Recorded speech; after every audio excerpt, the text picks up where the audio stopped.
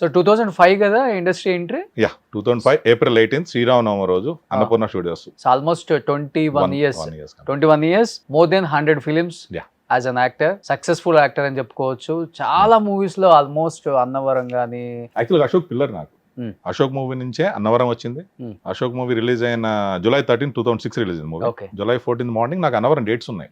వెంటనే over night అంటారు కదా, నైట్ లైమ్ లైట్ లో వస్తాను.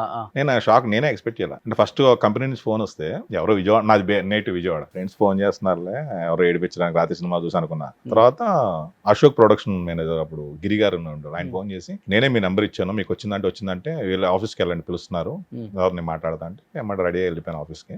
భీమనాయన్ గారు కలిశారు. ఏంటి ఎక్కడ ఇన్స్టిట్యూట్ చేశారా? ఫస్ట్ నేను బీహారీ అనుకున్నారంట, ఆ క్యారెక్టర్ బిహారీ.